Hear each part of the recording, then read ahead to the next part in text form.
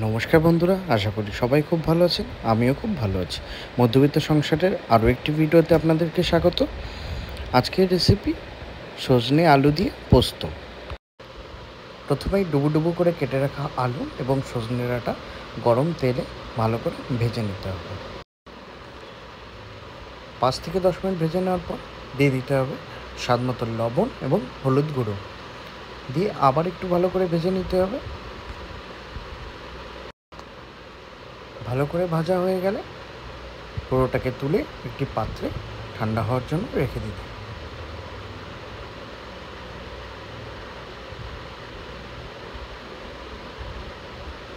সেই একই কড়াইতে দিয়ে দিতে হবে কালো জিরে ফোড়ন এবং আগে থেকে বেটে রাখা পোস্ত, শুকনো লঙ্কা এবং হলুদের পেস্ট। এবার মশলাটি ভালো করে কষিয়ে নিতে হবে যতক্ষণ না মশলাটা খুব গাঢ় এবং কালার আসে। এবার মশলায় দিয়ে দেবো স্বাদ মতো লবণ এবং অল্প পরিমাণে চিনি দেওয়ার পর চিনিটা যাতে ভালো করে মিশে যায় তাই মশলাটাকে আরও কিছুক্ষণ ভালো করে কষিয়ে নেব। কষানোর পরে মশলাটা একটি লাল লাল কালার হয়ে যাবে, তখনই বুঝে নিতে হবে মশলা কষানো হয়ে গেছে। এবার দিয়ে দিতে হবে তুলে রাখা আলু এবং সজনে ডাঁটা, দিয়ে ভালো করে সজনে ডাঁটা এবং আলুর সাথে মশলাটা মাখিয়ে নিতে হবে।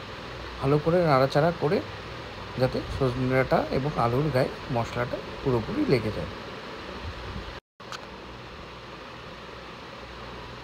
আলু এবং সজনে ডাঁটাকে আরও কিছুক্ষণ ভালো করে নাড়িয়ে চাড়িয়ে নেব।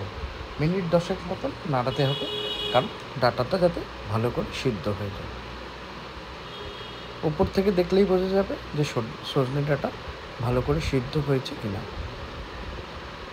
যখনই ভালো করে আলু এবং সজনে ডাঁটা মশলার সাথে মেখে যাবে এবং সিদ্ধ হয়ে যাবে তখন দিয়ে দিতে হবে পরিমাণ মতো জল। এটা মনে রাখবেন যে আমরা একটু বেশি ঝোল ঝোল রাখবো, কারণ ডাঁটা সিদ্ধ হতে জলের পরিমাণটা একটু বেশি লাগে।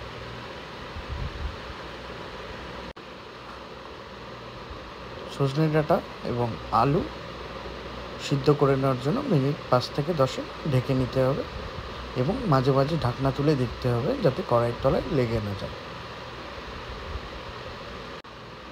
5 থেকে 10 মিনিট পর তৈরি হয়ে যাবে সজনে আলু দিয়ে আলু পোস্ত। অবশ্যই আপনারা একদিন ট্রাই করে দেখবেন এবং রেসিপিটি ভালো লাগলে কমেন্ট করে জানাবেন। দেখা হবে অন্য একটি রেসিপি নিয়ে অন্য একদিন।